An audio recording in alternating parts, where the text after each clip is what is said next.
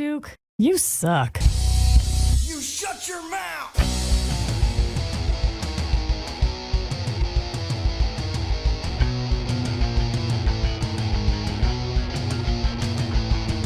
Welcome to the Duke You Suck podcast. And now, Duke Durango. Which person or anything? Yeah, keep talking, man. I'm just gonna I'm just hitting record and we'll keep going. Yeah, sounds good. Yeah, I think that. Oh, go ahead. Yeah, no, I think you're right. Everybody, I'm here. You're joining us mid conversation. I'm here with my good friend, MMA fighter, just fresh off a victory at Unified MMA 44. Tom O'Connor, welcome back to the program. Awesome, thank you for having me, Duke. Back on.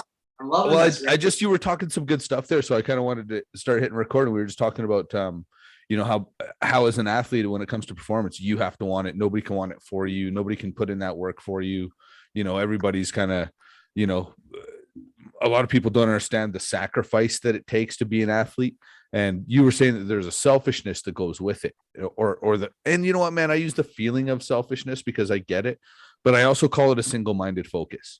Yeah. Because when you want to be the best at something, and I don't care what it is, when you want to be the best at something, there's a single-minded focus that's required to do so.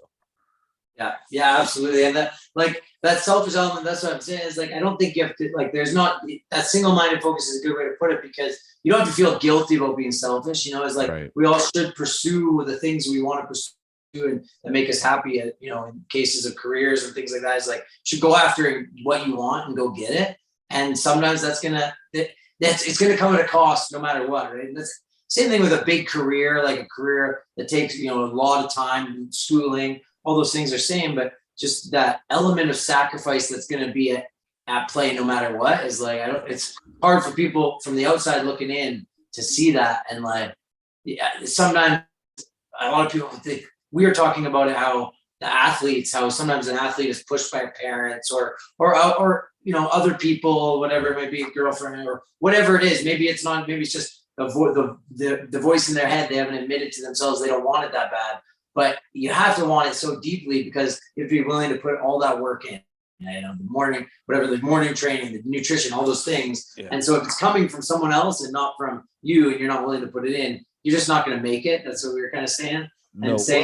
We got two examples, someone who wants it very badly, has maybe not the best skill set, maybe doesn't have the strongest body, whatever. They don't have the best nutrition. They don't, all these things, they don't want it bad enough. They want it bad. And then you got someone who's talented, fit, in shape, everything, and they don't want it. I put my bet on the person who wants it more, is because they can learn those nutrition, they can learn those things. Yeah. And if they're willing to want it, though, they will. Maybe they still don't make it, but I put my bet on that person. Well, you can't necessarily teach competitive nature, and you have to be hungry. You have to be hungry.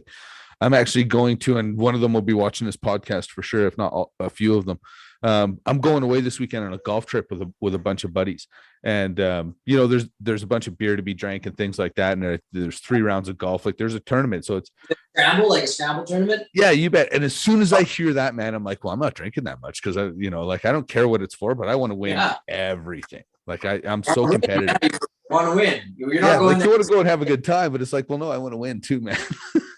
Absolutely. Well, it's funny because you say that, even that's really what originally got me into fighting in the first place is, playing, and it wasn't anything against from anyone.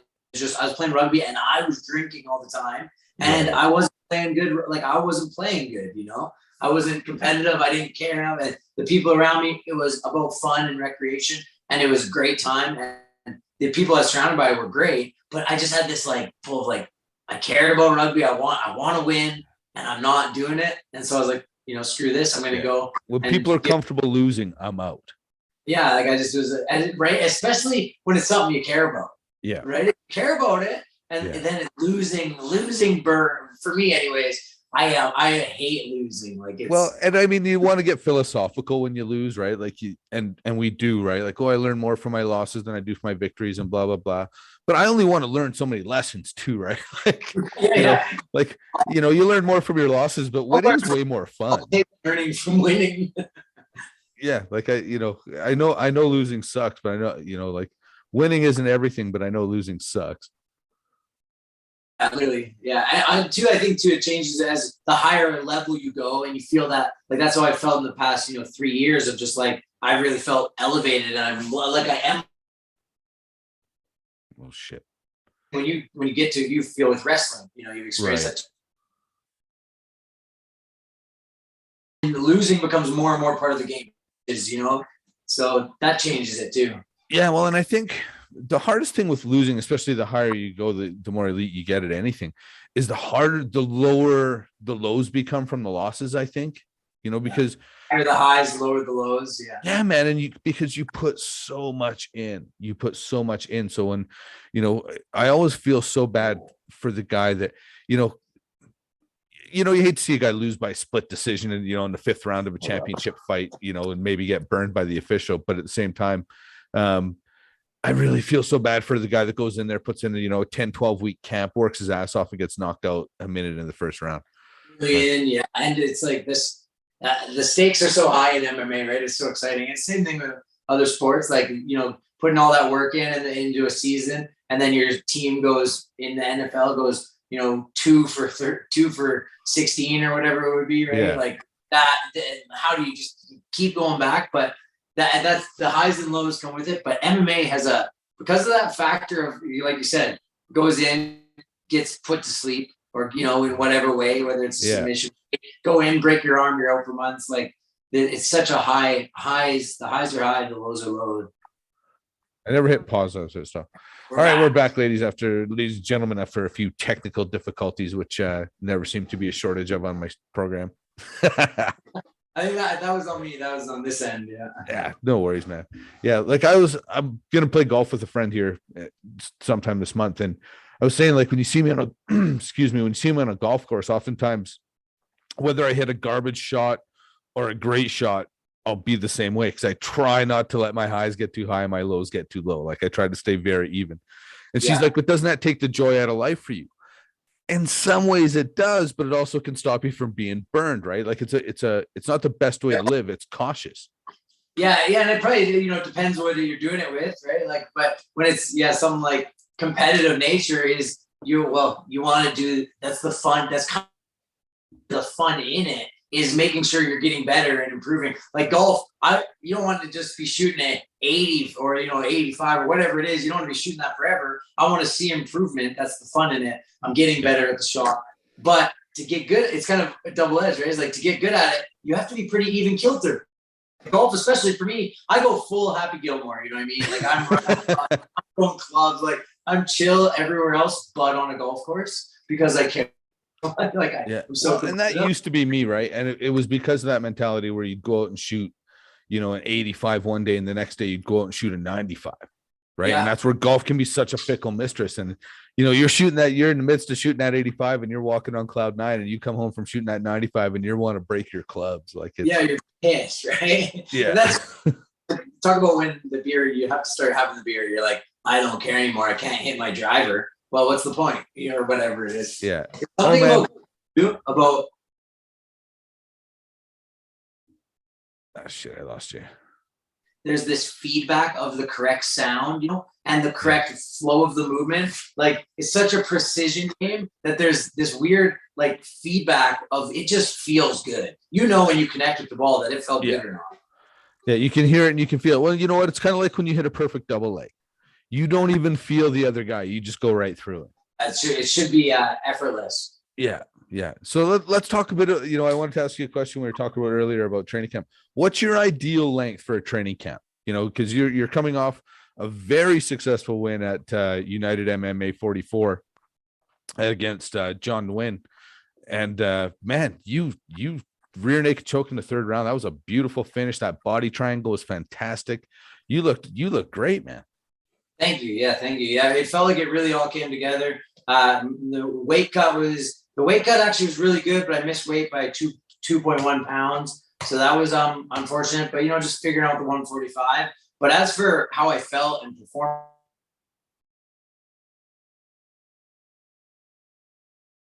the sharpest I've ever felt, really. And most in my striking I've ever felt. Movement felt good. And yeah, so it was really awesome. I think perfect camp, like And two, I'm really starting to tweak this a bit and tinker with it, those types of things, because I've been doing it for a lot of years, but it's the sport itself is still all new to me. So as for me being a professional, it's constant tinkering with. Well, I think MMA is I think 8 weeks is prime, because you have that time. That was, I think, what happened with the weight cut is like I was lifting, but then lifting and able to do to get my weight down while still doing the amount of actual training, skill training, and martial arts training I needed to do. That's where my balance was off, I think. Right. Well, and that's what I would say. It's the hardest balance, because you want to stay strong. You don't want to lose your muscle mass, but you're trying to cut that weight, and it's just so hard, especially when you're already, I'm a cheeseburger picnic and always have been, right? So there's always been lots of weight to cut there. But a guy like you, man, you're not working with a lot of extra, especially down at 45.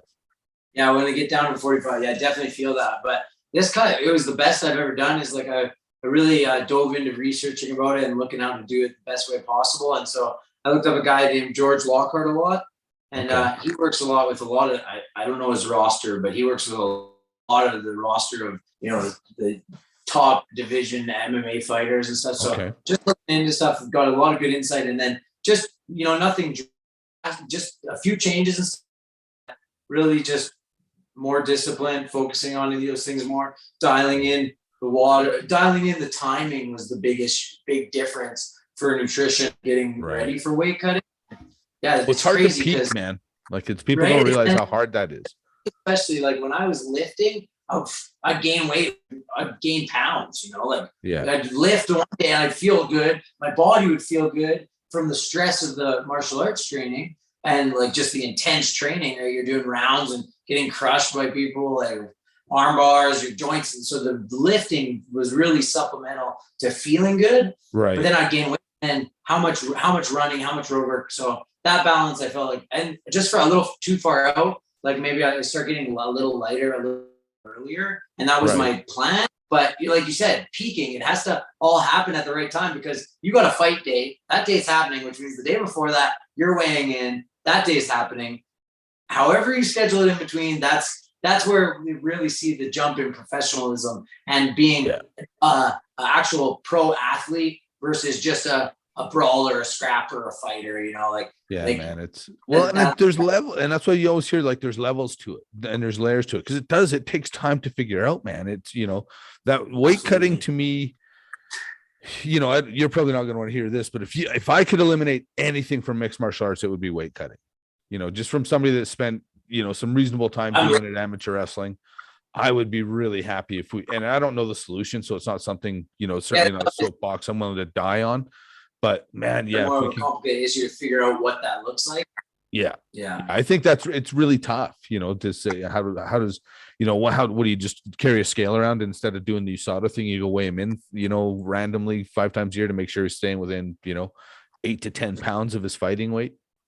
Well, like one sometimes does the same day weigh-ins, right? Because then you can't, because at least that motivates you. You can't do a drastic cut because you're not going to get it all back. You might still cut some. And then there's some sort of like you can do some hydration testing and stuff. But yeah, it's a tricky issue for sure. And when I was amateur wrestling, man, you used to wrestle. You'd weigh in Thursday for Friday, and then you'd wrestle Friday night. And I think weigh in after Friday for Saturday. Right. So you could not cut huge amount of weight because you'd have to wrestle at least 2 matches to get through to Saturday.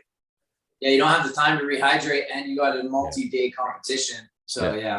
Having said that, I got the shit kicked out of me by a guy called Aaron Pomeroy, who cut down from 88 to 72. And he beat me like a Sunday morning hard on. So as soon as there's some freaks that are willing to do that, they're just like, I can do it. Oh yeah, I remember seeing him in my weight and kind of looking over at him like, that's a grown man. Like, this is the junior nationals. We're not the same. Yeah. What is that guy doing here? Yeah, exactly. Why is he shaving at the weigh-in? Yeah, you're in the wrong tournament. Men's division. So yeah, I mean, at the same time, it's been within combat sport for so long. I don't see it going anywhere anytime soon. And there does have to that is one of the only elements where, because mixed martial arts being so many styles, you can bring all these different skill sets. You can use different attacks, all these types of things. So where do you level the, where do you make it a fair playing ground? And weight is like the best, probably the best metric for that is because, you put a heavyweight against someone like my weight, well, it's not going to be that competitive a fight unless that person's very untrained, you're going to have to be really, really exponentially good, or he's going to have to be exponentially mediocre, When you're trying to market it as a sport, which is why I think the UFC took off so much, is like it gave this element of it. Hey, this can be a marketable actual sport that can compete like boxing and stuff, where people are willing to pay to watch. It's not just a gruesome bar fight that some people love, some people hate, because some people like fight, but now there's at least the element of sport where skill, like you see it on ESPN, you see it on TSN, right? Because my mom used to call it human cockfighting, right? Like my mom hated it. Highlights. Yeah, it's well, and I think that's when you've gotten to the next level and you're on ESPN, right? Like that's when you're not on the Ocho network anymore.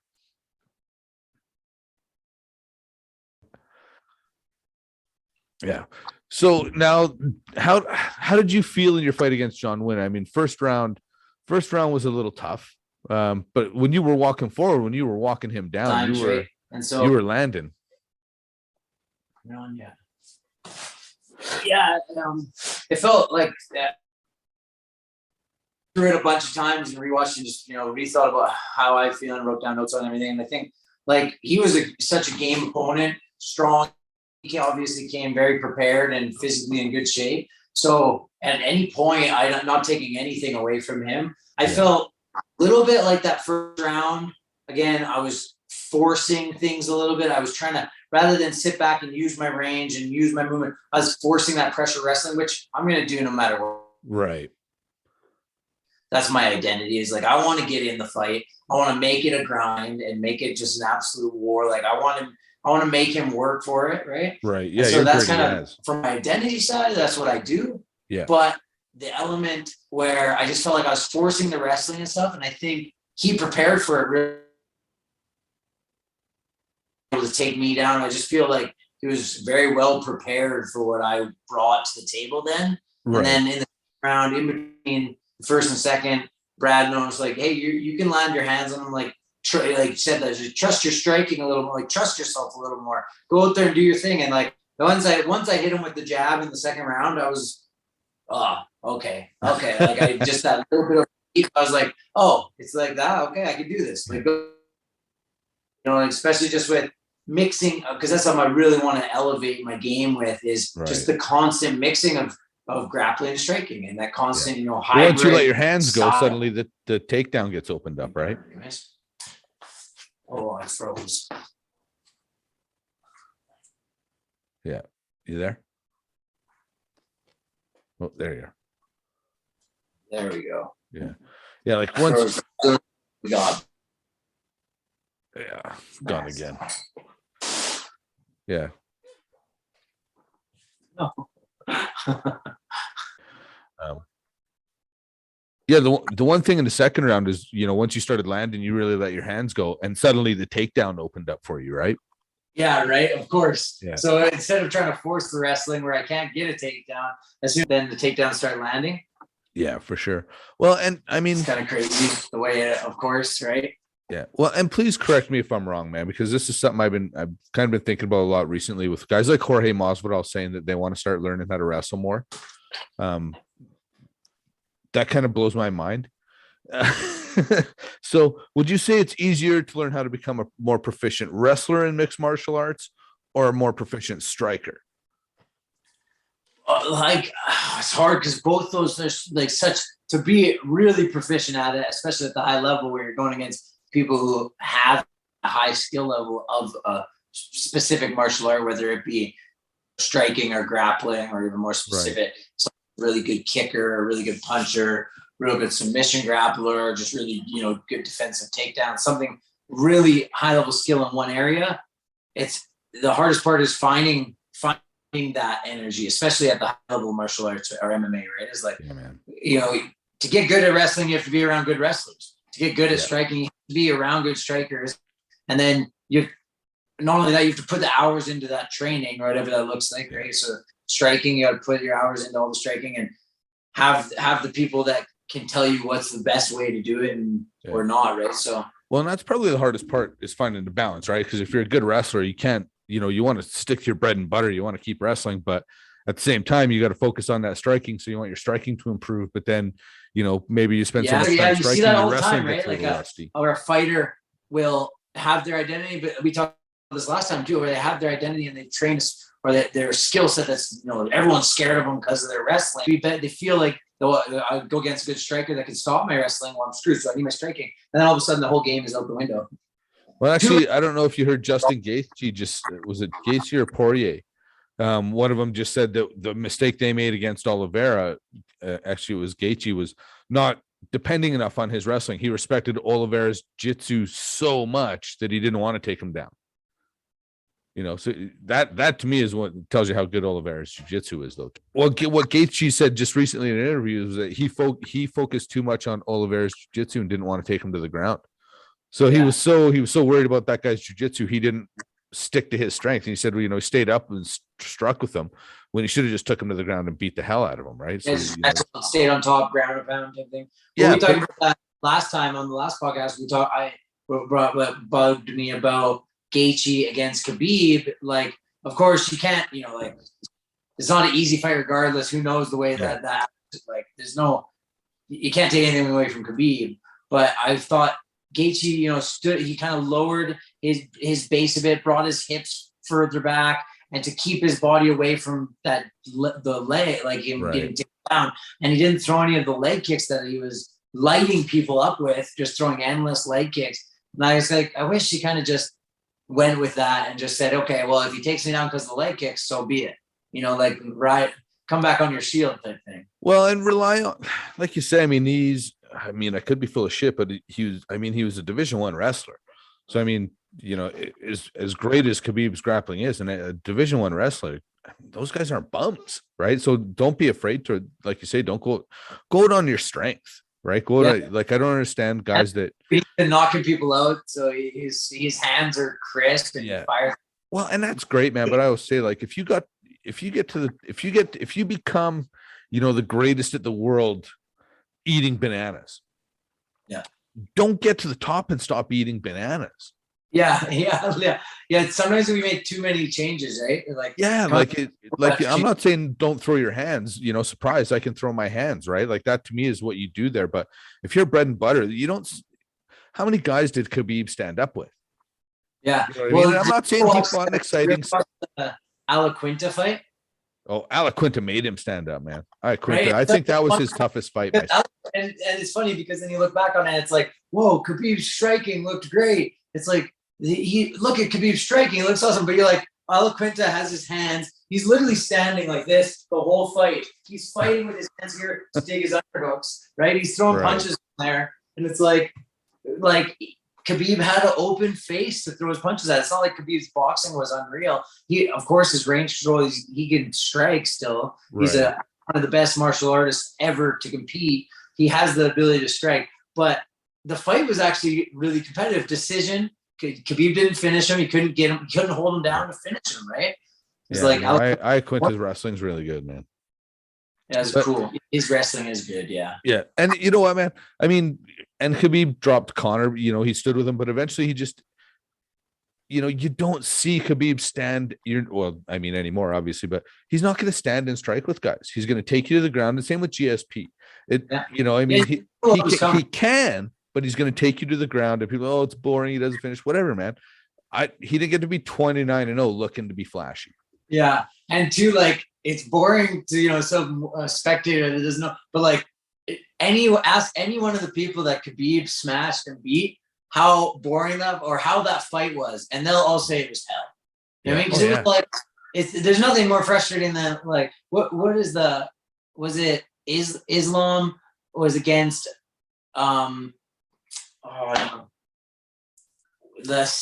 really sick kickboxer Barboza. Was that Islam that beat, or was that Khabib that beat Barboza? Khabib, when he's talking to him while he's pounding on him.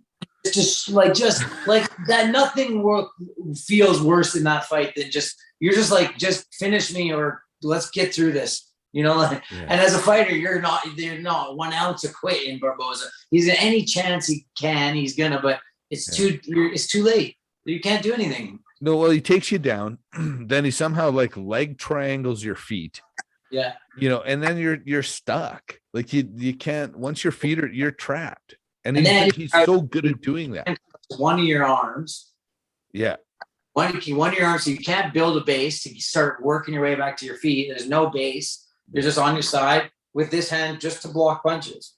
Well, people say like, recently people have been saying, maybe Oliveira's the GOAT for this reason or that reason. But to me, there's so many different things in this facets of this conversation. But the way I look at it is, yeah, we tweeted about it. Well, at every level, Khabib just dominated, right? Like was he ever in trouble? Like, think about it. Was he ever in trouble? Not that I saw. Smart guy to retire on that, right? Like to do that. That's right. Like I'm a Khabib fan for sure. I'm more of an Oliveira fan. Like I'm a diehard Oliveira fan. But I love how Oliveira goes up a weight class and becomes an absolute beast. And no, too, like I like is like the entire journey. That's one thing why I really like him and Poirier is like you've seen those guys when they were like I'm coming on to 30 right away here, and like I'm like these kids that are 21, 22, 19. I'm like, holy shit, they're so impressive about how much they have their shit together. They're like, and just how focused they are on things like that. And everyone has their own path and whatnot. But like same thing is like Poirier and Oliveira were in the UFC. Like I think Oliveira was 19. Like they were kids, and like they've been through it. They've had highs and lows, and they're still fighting at such a high level that their journey almost is like they were in so early that now they're the best versions of themselves that they've ever been. Yeah. They're like a perfect example of the martial artist journey, like there's Oliveira's running through a division, right? Like that weight cut thing. I don't know, man. I'm not going to say too much about it, but I don't know how people have access to the scale they're using at that level. I don't know how anyone gets near a scale like that. So there could even be a question of scale tampering. Or to me, probably the bigger problem on that scale is when Ferguson bobbed on it. I don't know if you saw that in the weigh-in. Yeah, I think that was if you ask anything, that was because it correct me if I'm wrong, but it would have been the Ferguson weigh-in and then the Oliveira weigh-in after that. I didn't look at any of the details, but that's the way it should. Yeah, so to me that I don't know, man. I just think that how the hell does that happen at that level?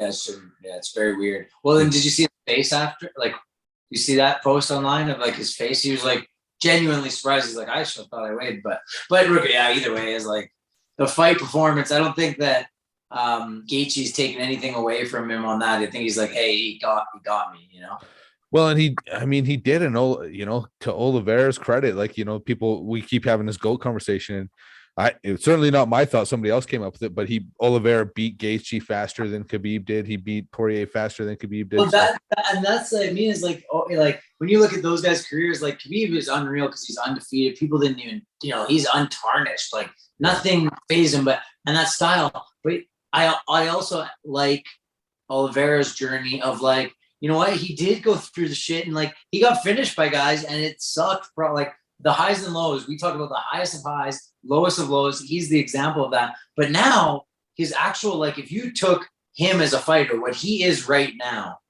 that's a hard, like if you got to pick attributes and skill set you want, that's one of the best perfections of a martial artist you can be. Really good striking Muay Thai, where he can throw dangerous knees, elbows, kicks, and punches, all of the above, right? He can throw all those different ranges of strikes. And then the moment you come in past knee and elbow range, he can submit you from anywhere. From anywhere, right? And his jiu-jitsu he has so everything. Good. His jiu-jitsu, his grappling jiu-jitsu, and I go through this because I love wrestling, and I love that traditional like wrestling grind, but I also love jiu-jitsu. Like both are loves me all at once, so I love it all. But those two, like Muay Thai, those three are what I like the most. If I had to pick martial arts, those are the three: wrestling, Brazilian jiu-jitsu, and Muay Thai, right? And like his grappling beats good wrestlers, his jiu-jitsu beats good wrestlers, which usually if you stack up the numbers, it's the opposite. A great a huge, like one of the best jujitsu practitioners in the world, still get beat by some of the average wrestlers in MMA. Well, that's why I say, like, your best wrestler won't submit your best jujitsu guy, but he also won't get submitted. Yeah, he won't get submitted, which is not the case with Oliveira, right? It's by my own word, Gaethje is a really, really good wrestler, and he, look what happened to him. He's a killer. Like, and he takes people's back standing and then just destroys them. His killer instinct is is as good as anyone else in the UFC. Where he sees someone's hurt and he doesn't jump into deep waters without knowing. He goes in for the kill like a shark, right? It's not like he's just like, hey, I got the guy, go get him. He's tactically finishing him. Yeah, he doesn't go charging in. He wades in. Yeah, he wades in. Yeah, he goes in with caution and, well, not even caution, actually, awareness. But just not reckless abandon. Yeah, he goes in with awareness. Okay, they do something counter so I can hurt him more. Like, it's like he's stacking hurt, right? Yeah. It's like he's not going into just he's pretty unreal for that. Well, I think to your point, the career he had at 145, if that taught him anything, it was patience. Yeah. Right, because he had to rebuild himself. Because truth is, if he stays at 145, he's probably out of the UFC now. Yeah, exactly. He kind of was up against the wall, wasn't he? Yeah. He was losing. He was struggling making weight. All of a sudden, you give the guy 10 pounds to work with, and look at, now you got a guy that looks literally unbeatable. Yeah, like no one can touch him. Everyone is like, the only fight we want to see is Khabib because we don't know. Everything else we're like, go for Oliveira. Yeah, and that's why I feel bad for him, right? Because Khabib's not coming back for that fight, right? Like, yeah. I think Khabib dangle the carrot? If you come back and you can beat what's his name? Islam, yeah. Yeah, if you can beat him, I'll come back and wrestle you. That's a matchup I would love too, because I want to know that grappling Dagestani wrestling style, how Oliveira can deal with it, because there's no one been able to challenge him yet. I want to see these guys fight somebody in the top 5 first. Both of them. Yeah, not Oliveira, but who's the other guy that just not so much, who just beat Gilbert Burns? Chimaev. Yeah. Him, I was kind of like, I want to see. He was somebody I wanted to see. That was a cool fight. Like, I didn't think he didn't go into tactically. No, I would run that one back, to be honest with you. Yeah, that's that fight again. Yeah. I don't think Gilbert Burns got robbed. I don't think that at all. But it was a fun fight. Yeah. Well, what I didn't like hearing is people say, "Oh, if it would have won another 2 rounds, Gilbert Burns would have had him." It's like, yeah, but that's not the rules of the game. Like, that's like saying, if at the end of the hockey game, like, well, if the Oilers had another 5 minutes, they could have beat Colorado. Like, no, man, that's not how it works.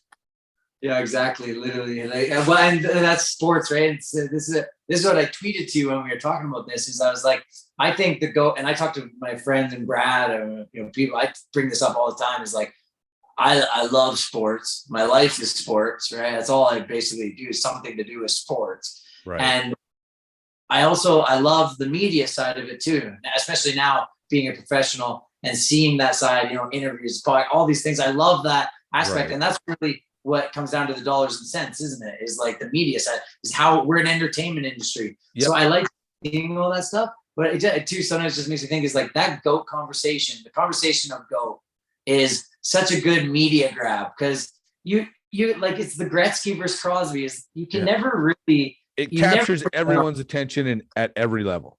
Everyone wants to discuss it. Everyone will talk about it till the end of time. It's like the best marketing scheme of all time. It's like, who's the GOAT? Literally any sports agency tweet that and put any 2 faces, and tweets will go off the chain. Instagram comments will go off the chain, because everyone has their opinion, but there's no end discussion to it, because and even like the example, like Sidney Crosby, or you go GSP or any of these guys, it's like, for me, all these guys I look up to, like, what am I doing as an MMA fighter? I'm looking at old Aldo tape. I'm watching the favorite fighters I like. So they're instilling in me part of them, part of what they do. I want a piece of for my own gain in martial arts. What you do is you take from the generation before you take what you can and you leave what you can't, and then you build on that. And then the next generation does that with yours, and so on and so on and so on. And that's how these sports have built, right? Like when you watch MMA at its earliest infancies, you were one thing or another, Yeah. Where now you have, the 155-pound champion. I don't care whether he's got the belt or not. You've got the 155-pound champion that is probably or arguably the most well-rounded fighter between him and the 170-pound champion, well-rounded fighters on the planet. Yeah, absolutely. Right. It's crazy. And that's why the sports keep getting better, because for that reason. Yeah, like that evolution, right? Like somebody much more wise than I said this, like to say, I'm just going to say Crosby because you brought his name up, but to say Crosby wasn't better than Gretzky, it might have been Gretzky or like Michael Jordan or somebody that said this, that you have to assume that because of the training methods and technology and things, that the athlete is better today than they were. So to say that, there's no way Crosby was better than Gretzky is almost a disrespect to the athlete of today versus the athlete of yesteryear. Yeah. There's a really cool book called The Sports Gene. Okay. And they talk about that, how again, this is not verbatim, as you have to read it. Or look at for viewers, you guys actually do your digging. Don't trust what I say. It's all bullshit. But basically like 95% of the advancement in, world records, sprint times, 95% is actually technological advancement. 5% is human advancement, right? Is like track and field. The perfect one is like the track used to be like, rough shell. The shoes were trash. And then you get good shoes on a track, then track shoes with grips and like all these things. The technological advances have taken us way further than the athletic advances, right? Like hockey, like how good is the equipment now, Yeah. Well, yeah. And I mean, look at, when Jean Beliveau, I mean, hockey's one to me, hockey and football is one where the athletes have gotten predominantly bigger, but I put that down to nutrition. Yeah. And again, go back to technology too, technology in the gym, shared information of knowing what's the right way to do these things versus the wrong way. Well, you got guys that are becoming like mutants in strength training and they're not on steroids, and of course there's a lot still on, types of performance enhancing drugs and whatnot, but like there's also the methods have been advanced because we now have a collective knowledge of it, and it's things like that go a long way. Well, I remember, do you know who Phil Esposito is, the hockey player? Does that name ring a bell to you? He was being interviewed once and just said, like, the athletes, the hockey players today would have kicked our asses. He says, because they're in better shape when they get to training camp than we were at midseason. He's like, we put down our cigarettes and went into training camp. Like, that's why you went to training camp. Yeah. Right? Like, how many of those guys are like, just, the nutrition, there was nutrition. It was like, or whatever your meal, you like steak and beans. I eat steak and beans. That's what I do, or right? It was just whatever you did. And then like you say, it was more of it was literally what are you comfortable doing? Just do that. Do that, yeah. Can you play hockey? Well, get out there. Yeah. And you look at some guys now, and it looks like some of them still do that. Like, I mean, Phil Kessel's a great example of a guy that probably he takes a lot of crap for living, the steady diet of hot dogs and bonbons, but at the same time, I mean, that guy's been in the NHL for almost 20 years. I was talking to the athletes at the gym the other day because it's kind of a funny thing. Is like there's always the outliers, right? Yeah. There's always the people that can do crazy things and get away with it, and everyone's got that one friend who like just always lands on their feet. Or, there's always the outliers, but when you're competing with the best in the world, is like don't rely on that. That's what telling an athlete is like it's sure, maybe you can get away, and there is these people that can do that, but most of you can't. Most of us can't. Is like, so how many big country Nelsons do you see fighting in the heavyweight? Yeah, right. Like there's only one Roy Big Country Nelson. You aren't going to see too many heavyweight fighters with that big stomach like that look that out of shape that can go for 25 minutes solid, right? Like that guy's an outlier. And then how many of those guys are there? Yeah, exactly. Right. And like, it's cool. I brought up on the Ultimate Fighter their George St. Pierre season where he was a coach. He brought in, have you seen that season back in the day? Yeah, but I watched it then. I certainly haven't watched it. He brought in a coach. I can't remember his name. It was like Francois I'm blanking on the name, but he brought in this French coach from Thailand, lives in Thailand all the time, has a belly, like has a gut, comes in Muay Thai shirts only, he smokes, he drinks. Remember that? And like all the fighters, like these badass, like trying to get in the UFC, these badass martial artists, and he's tossing them everywhere like they're literally pool noodles. Like these things, like they can't stay on their feet. They're dropping the body shots. Like this guy is eating them alive, you know? And it's like that lifestyle, which is part of the lifestyle a little bit in Thailand with some people anyways, is like fighting. It's a daily thing and it's all day, every day. We just fight and it's part of life is like, but again, at the highest level, there's a couple of them you can sneak through and you can get away with it. Some people, but the majority is like this constant leveling up, always growth mindset, getting better with every percent. You can, like you said, football, hockey players, they've gotten bigger and stronger than they've ever been. You know, like they're jumping further with technology or not. The metrics are there. They're improving, and so you maybe can get away with it, but the odds aren't in your favor. No, man, it's nothing trumps hard work. Right. Yeah. Like, I don't care whether you're talking athletics or school, like nothing trumps hard work. Job, you own a job, whatever it is, yeah, work your ass off for it. And it's a matter of time type thing. Well, that's the thing. Like for a guy that's, not the brightest light bulb in the room, I'm somebody that would never want to work at a union shop. Not because I'm against unions, but because I've always gotten by on work merit. Because I know I can work as hard, if not harder than everybody else there. So I'll get by, I'll be okay. Right. Like it's just hard work is what separates the guys that want to do it from the guys that want it. Yeah. That's what it boils down to for me. Now let's go back to your fight. So first round's a bit of a struggle. Second round, you come out, you start walking him down, you start letting your hands go. All of a sudden, takedowns are there. And you could see, I'll coin someone else's phrase, you could see where you weaponize pace, because he started to wilt about halfway through the second round. Start breaking. He did. Yeah, like you could definitely see. It kind of got to a point where you could almost do anything you want to him, and then obviously you went into the third round and did anything you wanted to him, and and then choked him out with a rear naked choke. What does it feel like when you're setting in that choke? Like, is there a point where it's like, oh yeah, I'm gonna get this, or is it like, oh shit, he let me in there kind of thing? Yeah, it's everyone's a little different, right? And we're like when it's a submission or a position really well. For me, it's submission I know really well and train a lot to. Because that's, correct me if I'm wrong, 5 finishes with the rear naked choke. Yeah, it's my fifth rear naked choke finish in pro, and it's just like that grueling pressure, the grueling pace I put on when people start to break.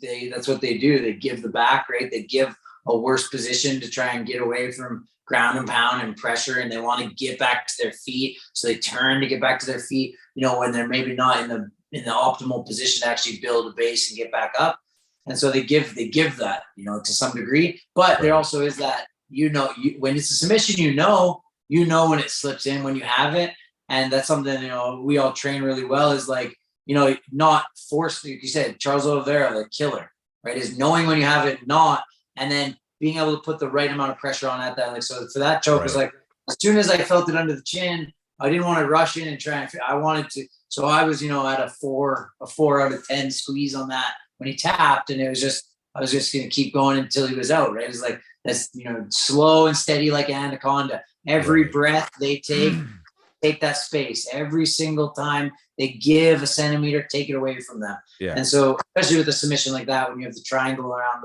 the body lock, is like you can feel the breaths they take, and once that pace has been put on, he didn't have a lot of wind left to give. Yeah, that's something I learned the hard way from this university guy. When I was in junior high and high school, he would come up and grab you from behind and start squeezing you, and he would literally, exactly as you let out your breath, he would just squeeze. He would not squeeze you any tighter until you breathed out, and then pretty soon you had no room to actually breathe in, because and then you'd start to pass out, and he'd let you go. Choke you can do, it's actually not choke, it's just a suffocation, I guess. But I seen Kurt Osiander do it. He's a Henzo black belt, but also my coach Anderson Goncalves, he's done it. He's shown it before, shown me it before, and some other training partners I've done have shown me it before. So I've seen it from a few people, just so they all get credit for it, right?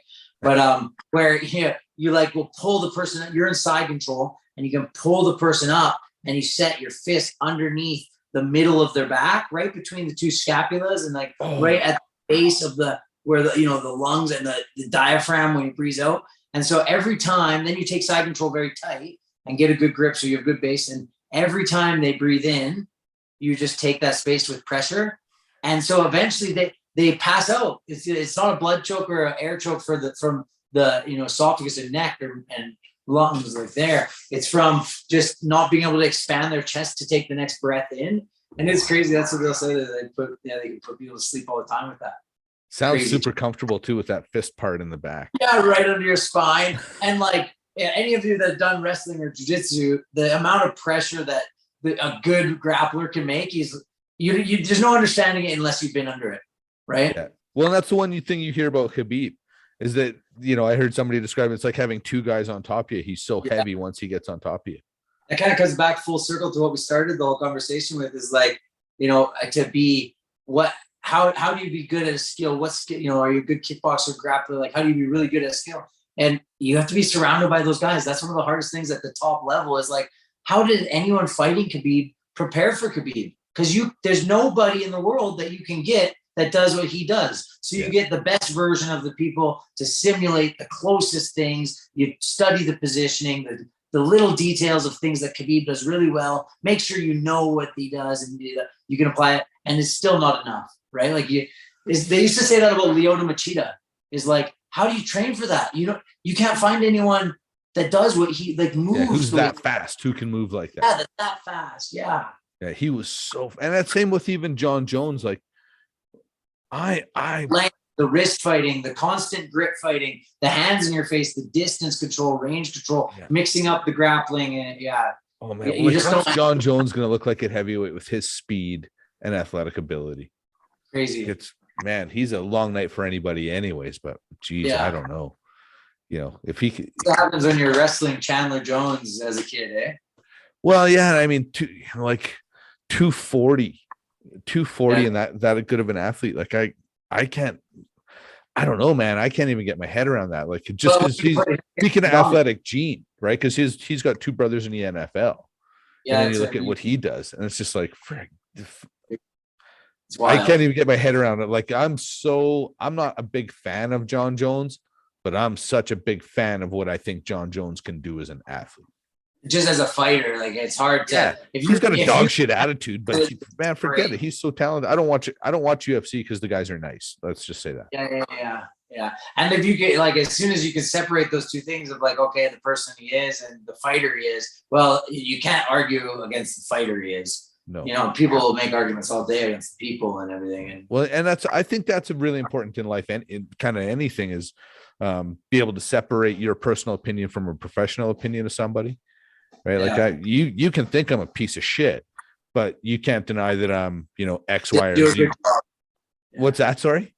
Like, did I do a good job? You think of me what you want. Judge the work I did. Yeah. Like, according. Yeah. You might not personally. And there's guys in the wrestling business that I personally do not like, that I've put over consistently on this podcast, because what they do professionally has nothing to do with my opinion of them personally.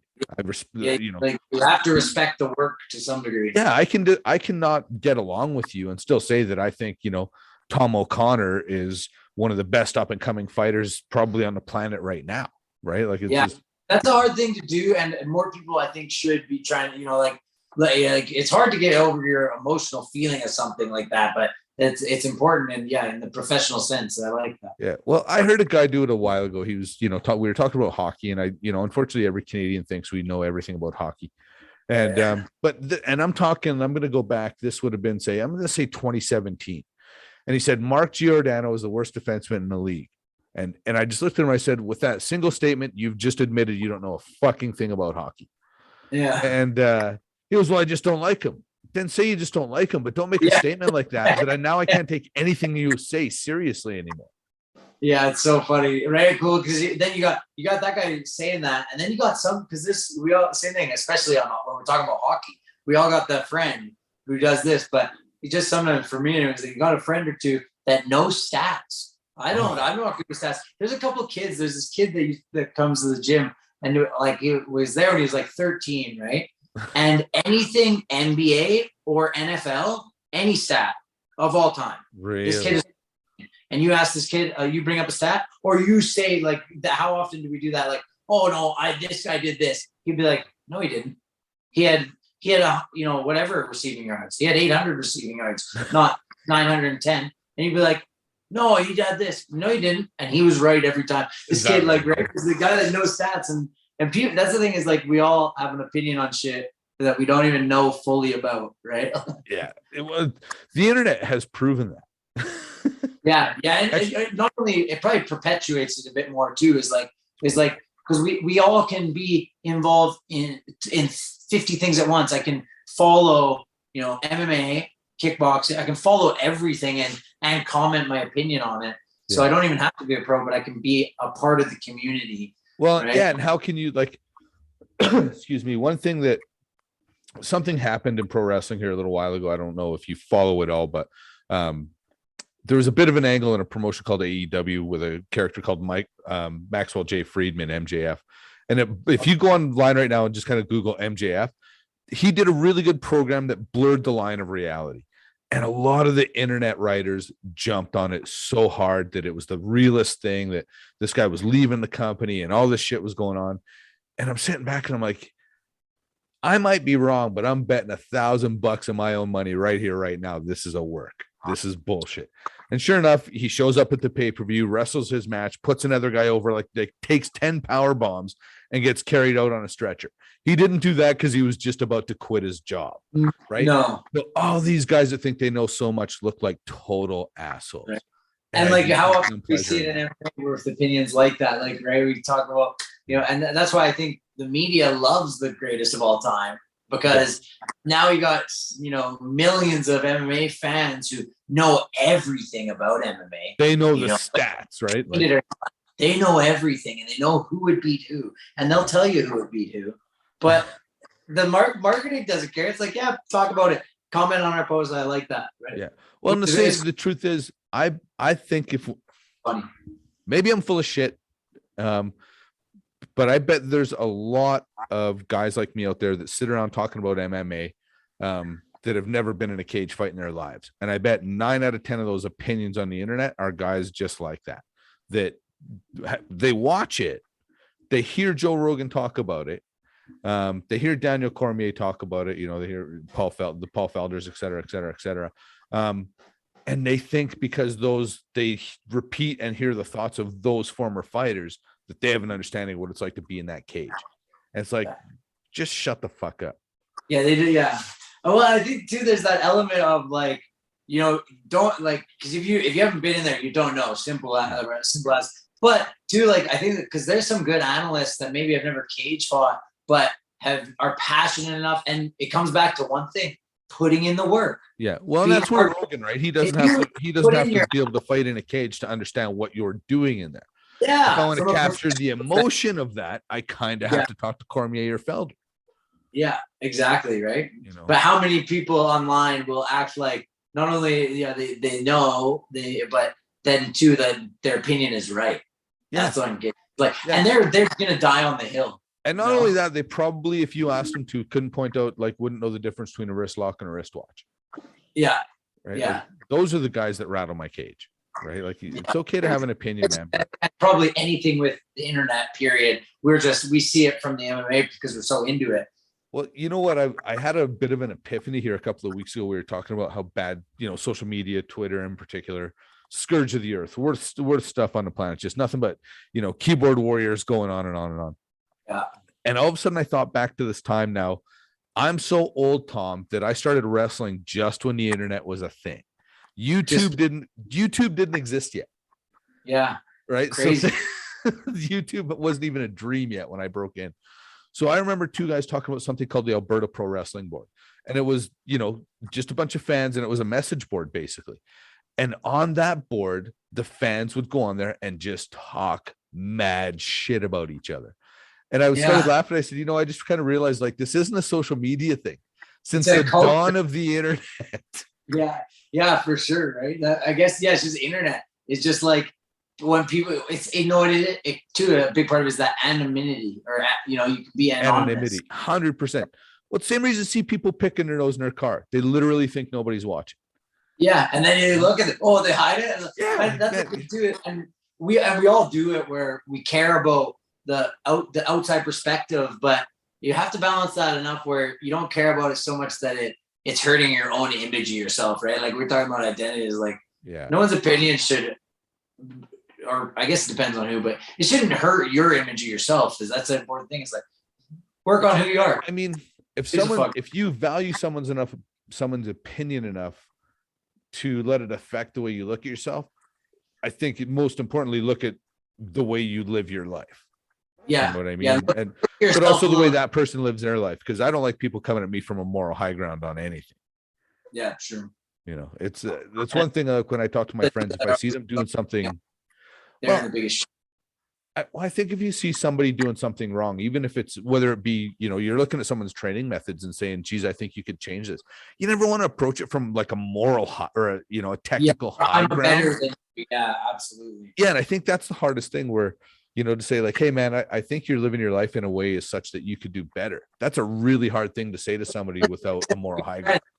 You have a friend that can actually tell you, hey, dude, cut the shit, or hey, dude, this is what I think, and it's not going to wreck our friendship. Then you also have the ones that are like, say it in a way that's like, hey, you're a dick. I don't want to be friends with you anymore. Because, you know, there's a presentation element to it. But that to the ego of like, coming down to the ego is like, do you think you're better than me, or do I think I'm better than you? Because if that's the case, that's going to be a problem no matter what. Yeah. Yeah. And that's always, you know, kind of, you know, when you're talking to somebody, you're trying to help somebody through anything. Does what you're saying come from a place of love or judgment? Yeah, absolutely. You know, and that's something I've had to harp on myself a lot over the last few years is, you know, try to approach it, you know, like, what's that? Sorry? It's like the delivery on it. Yeah. Like my wife would always say, like, you always have a point. Like when you're upset with somebody, you're not somebody that's unfair. You don't get unfairly mad at people, but oftentimes my point gets lost in the delivery. Yeah. Right. So, you know, like, do I have a point? Yeah. Do I have to be such a prick about it? Probably not. Yeah. Because you lose them before they even get to see what the point is. You know what I mean? Because they go into defense mode and protection mode and just like block you off mode. And it's like, I'm just trying to help, but it didn't come off that way. Yeah, exactly. Well, and I think you and I have had this conversation before too, where, you know, my intentions wasn't to be a total asshole to you. That's what happened, but that wasn't my intention, you know? Right. Yeah. Yeah. So we judge everyone else on their actions, but we try to judge ourselves on our intentions. And I think it's important to try and look at someone else's, you know, we all do, man. So I've tried lately to like, okay, why would that person act like such a piece of shit?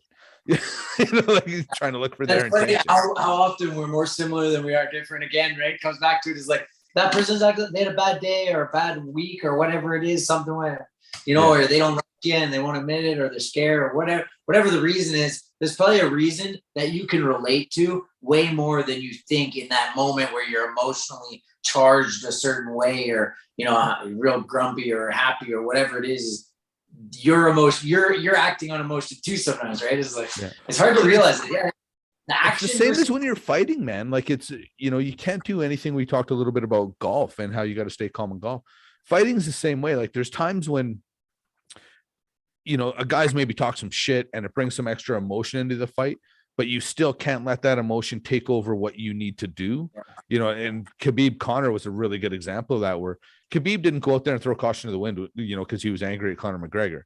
He ground him down and made him pay for everything he said. Yeah, he just did his job really well, and then the rest, it took care of it, right? Yeah. Especially in a game like fighting, is like, you know, trying to make them pay for things they did is going to often not do what you want, because it's that highly competitive area, right? It's just do your job, do what you do well, and you'll beat them, and that'll take care of the payment. Yeah, don't get emotional, right? Yeah, don't get emotional. Yeah, you know, that's always my thing. Now, sorry, go ahead. Stay even keel. Well, yeah, right? Don't let your highs get too high and don't let your lows get too low. Like celebrate those victories, but with fighting, you have to have emotion involved, in the sense that there has to be intention in what you're doing. You know, it can't just be like for me, this is completely on my own personal standpoint. Is like, I can't be robotic, like Brad ABC. Right. Yeah. Like that, that's not how I fight. Is like, I'm, you know, a little more on animal side than the robotic side, and like monkey I style. want to feel energy and tear them apart, rip them to shreds type thing.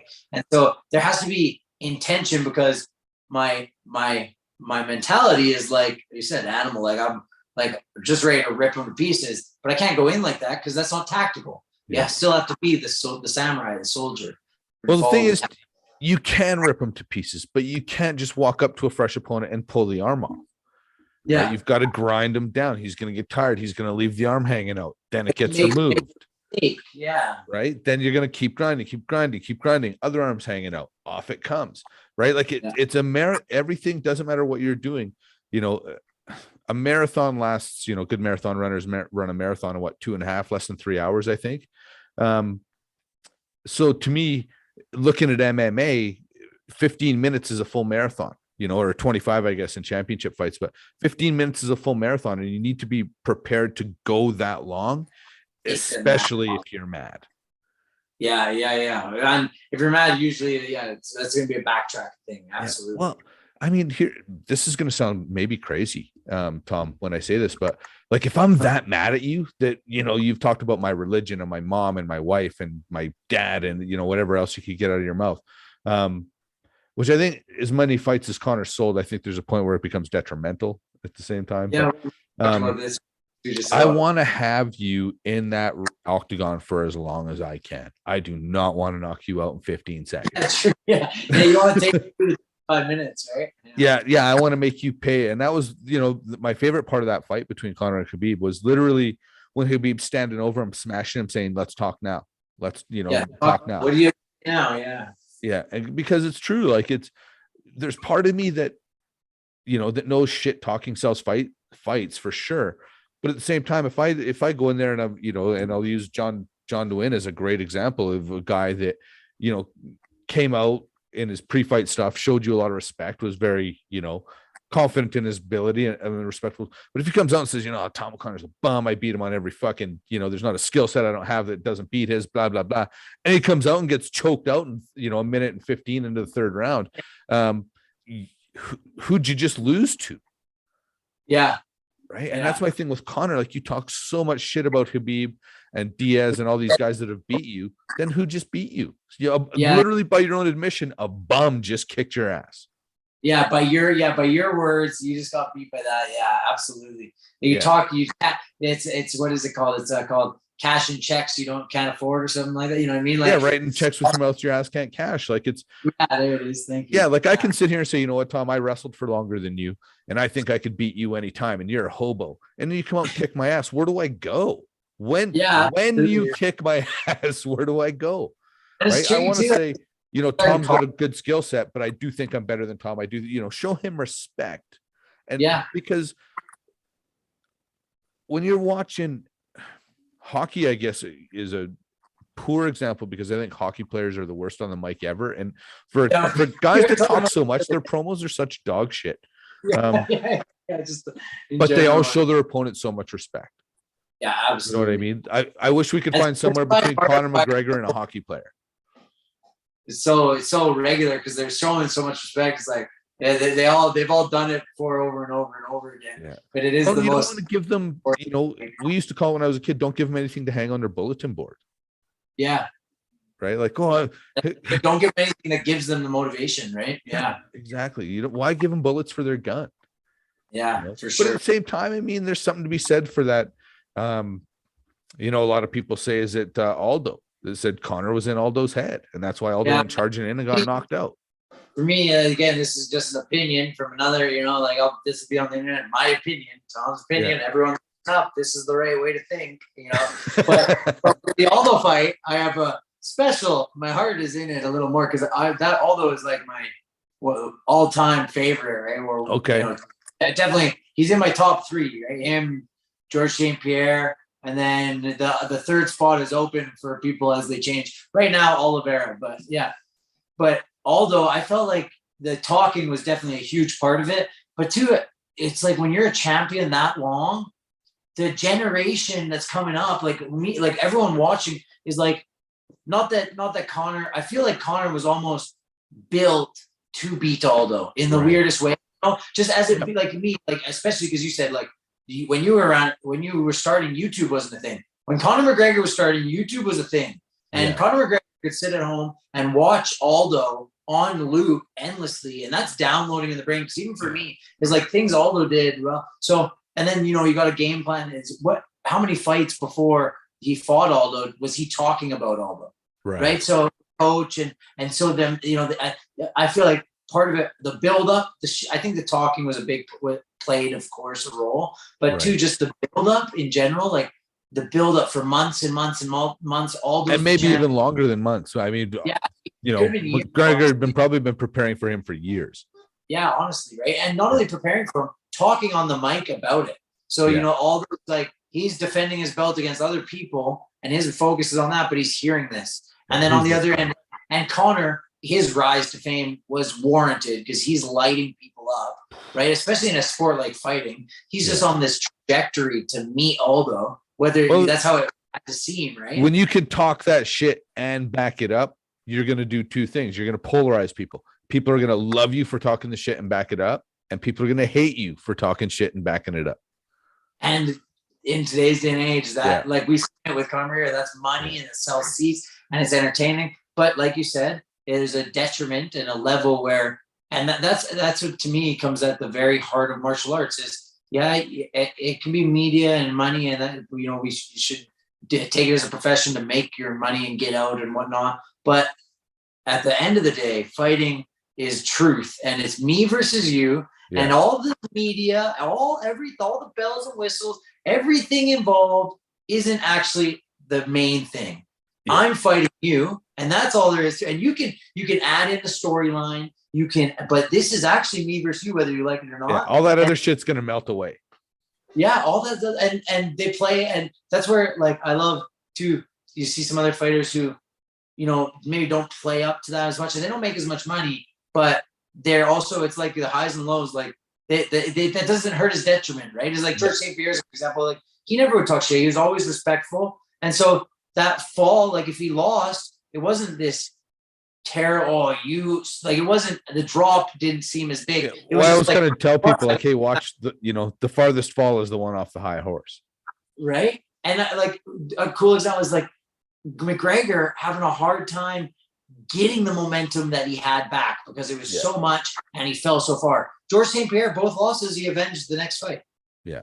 Weird comparison. His stock actually went up because he lost, because he came back and not just avenged those losses, but like he beat Matt Serra like a dog. Right? Yeah, right. And does that come from partially from that humble? Maybe humble is not the right word, but that attitude to be like able to, and first of all, respect your opponent and understand they're dangerous and they're trained too. Well, and it comes from probably not respecting him the first time around. Yeah, right. Right. Especially Matt Serra. Like, I think George St. Pierre really overlooked Matt Serra. Yeah, for sure. It was a crazy fight. Yeah, it was. I would have, if you would have given me an opportunity, I would have bet a lot of money on George St. Pierre destroying Matt Serra in their first fight. Especially at that time, you know what I mean? Just, but look at Mike Tyson and Buster Douglas and, Lennox Lewis and Hakeem Rahman. Like, there's endless examples of it, right? Yeah, of guys that just, don't take people. One of the things that always blew my mind is, BJ Penn to me is one of those guys that he to me is kind of an underachiever, and it came down to cardio. It really did. It seemed to me to come down when you watch his old fights, BJ Penn's old fights. Like every weight class, eh? Yeah, and he never really gets beat because the other guy's better. He gets beat because he gets tired. Yeah, there's no one more gangster to fight than that guy. But but there's sometimes that comes at a detriment too. Like you said, it's like sometimes you take fights that it wasn't worth it, right? Well, the thing is, when you're used to fighting at 45. Well, fighting at 45, 55, the cut's hard, and the cut can be hard on you. But when you start fighting, 170, or you're used to fighting at 145, and you're fighting 170. Man, that 25 pounds, that takes it out of you. Like, that's a lot of weight to suddenly start carrying around. Yeah, exactly. And exactly, for energy systems, that's got to tire you out, gas you. And then all of that, you're dealing with someone significantly stronger, most likely. Right. And that's why I think, go to jump back to John Jones real quick. That's why I think he's, a lot of people are really, he's taking so long, blah, blah, blah. But he's not only putting on an extra, let's say 25 pounds of lean mass, which if you're going to do it clean, you're going to need a couple of years to do. But also you have to let your body get used to carrying that weight. So the cardio's there when you actually go to fight a 5-round fight. Yeah, and there's a cost to it no matter what, no matter how used to it you get, there's going to be a cost to it. So. Yeah, you need to carry that weight around for a long time so your body's used to it being there. Yeah. And especially performing advanced athletic movements, but he is a freak athlete, so who knows? But yeah. But don't get me wrong, man. There's part of me that just wants to see his teeth get knocked out too, because he's a dick. Like, yeah. Well, dude, like we're talking about productive environment is like, he was one of the most famous people in the world at 19 too, right? Like, he's just same thing. If before Conor McGregor, who is the person that took the sports world in MMA by storm? Nobody more than John Jones. No, you're right. Those and two that blew up the most. Well, nothing can trade. And I think it's one thing to be famous as a movie star. It's another thing to be famous for knocking people out. Yeah. You know what I mean? Like it's a different, like people look at you differently. Yeah. Right? Like, it is a strange thing. Yeah. And nothing can prepare you for that, especially at 19 or 20 years old. Pardon me? Mike Tyson talks pretty openly a lot about all those things of like, being the heavyweight of the champ of the world and how people treat you differently and how that affects your psyche and how he treated, how he thought like nobody could take anything from me, and like how it instills that. It's like John Jones makes double what his two NFL brothers make, it's like, holy shit. And how works, I don't know how much better I would be. Yeah. Well, I mean, I always say like, if I would have had the opportunities or money that I have today at 20 years old, I don't think I'd be the person of fiber that, hopefully the fabric that I have today. Yeah. I'd probably be, but yeah. Right? Well, I mean, I have a friend who inherited $100,000 when he was 18 years old and he was broke in 18 months. Yeah. Right. Because you just don't have anyone to teach you what to do.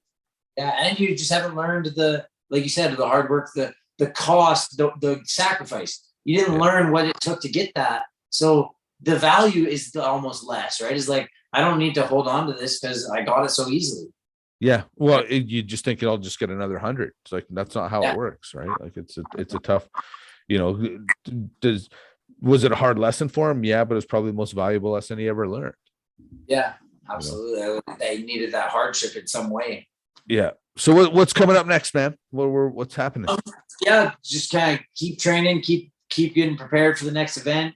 I think there's going to be a show. They announced a show in September. So as soon if I can get on the September show, which I am planning to do that, then that'll be awesome. And anything earlier for Unified, I'd like that too. But yeah, just are you talking about the UFC show in September? No, Unified. But I mean, hey, if I the reason I'm asking is, I rewatched Unified 44 today, and they'd mentioned that UFC had popped an event in Toronto, and that now is there something that would allow you to go do that if the opportunity was there? Yeah, I think that my contract is open to has that open. Yeah, I mean, I would have to look. My management would know all of that and have that locked down. Yeah. I'm but as for right now, there's September Unified. But I mean, I prepare for anything kind of thing. Yeah. Well, yeah, man. If you get on that September show, is that in Calgary again? Do you know? I think it's in Edmonton. Okay. Well, geez, maybe I'm gonna have to make a road trip. I got to see one of your fights here. Yeah, go for it. Well, like I say, that last one I was out of town, so I want to. Bob and I both want to see you fight so bad, man. It's gonna have to the boys will have to travel, I think. Well, it was he's the hometown guy. John was the hometown guy, but it was loud in there. Like it was. I could only hear chants for me, so I was grateful for my support crew. There was a big nasty. I could hear a lot of big nasty. There was a big nasty chant through that crowd. It helps when you got big Dutch friends, that and my sister and cousins, they were loud. Is that right? Yeah, my sister. Nobody's ever louder than your family at those things, man. Yeah, and like I don't know if it's maybe just the growing up, me and my sister getting into bickering fights and like yelling at each other, but every fight card she's at, I can hear her at some point in the fight, like weirdly, like through the crowd, her voice like cuts through the crowd, which is good. Now I'm blessed and grateful for all the fights that we got into as kids, because now I hear her cheer mid fight. So that's funny. If you have a coach that you're not really listening to, you just tell him to tell your sister, and she'll. Like, can you get Jane in the corner, please? I gotta get Jane in my corner. Yeah. I want to be there when you have this conversation with your coaches, please. Yeah, that'd be awesome. Well, my sister will probably clip this and be like, "See, Tom said I better be there." Yeah. She would be good to have. Honestly, she's pretty. And what's your sister's name? Jane. Jane. Shout out to Jane, man. Thanks for supporting your brother, because not a lot of sisters go watch their brother fight. Yeah, we have Jane, and then my little brother's Liam. Yeah. Jane and Liam. Jane, Liam, Connors, Tom. Yeah. The three monkeys. And it was young Liam at the last fight as well? Yeah, Liam was there too. Yeah. Is that right? How old is he? Oh, I'm so now. As I hit 30, I forget what age everyone is. You know? But Liam will be 26. Yeah. Okay. Geez. So yeah, maybe he's not young Liam anymore. Yeah, no, which is weird because it feels like it, right? As time goes so fast, it's crazy. Now, does he look at you and think, geez, I'd like to be a fighter too? Or is he like, yeah, I don't want none of that? Like he likes trading and everything and like healthy lifestyle and stuff. So he lives it. And then, it's funny because I'm the fighter and doing all this badass martial arts shit, and doing all these, kicks, flying kicks and rear like chokeholds and all this. And then I always bug him about this is like, what, you just had to go and one up me? Because now he works at the axe throwing. I'm like, oh man, hey, this is bullshit. Now I'm bringing my fist to an axe fight. That's not cool. Yeah, that's axe throwing. Jesus, that is next level. Yeah, so it's pretty cool how popular. Have you been to any axe throwing yet? I haven't, man, but I can honestly tell you, I've heard from numerous people how good axe throwing is. Yeah, you should go do it. It's a blast. It is a lot of fun. Yeah. Is that right? Well, let's shout out. Where does Liam work down? He works at True North Axe Throwing here in Lethbridge. Yeah. So shout North out Axe Throwing. True North Axe Throwing. All right, check it out, people. True North Axe Throwing down in Lethbridge. Tell him Liam told you to come in and tell him to give you 10% off. Yeah, exactly. Let's get Liam in trouble too. Yeah. Liam said it. His words. All right, man. Well, I'm going to let you get out of here. We both got to get up for school tomorrow. Yeah, 100%. Back on the grind. Yeah, you bet, brother. Well, let's keep in touch when that next fight gets, when your next fight gets announced. We're going to touch base again, and I'm going to follow you through that whole camp and see how it goes. Okay, that'd be awesome. Yeah, I'd love that. We'll get some more details and go into it a little more on the weight cutting next time too. Yeah, we'll talk to you soon. Okay, sick. Thanks, brother. Take it easy. Peace. Thanks, pal. Bye-bye.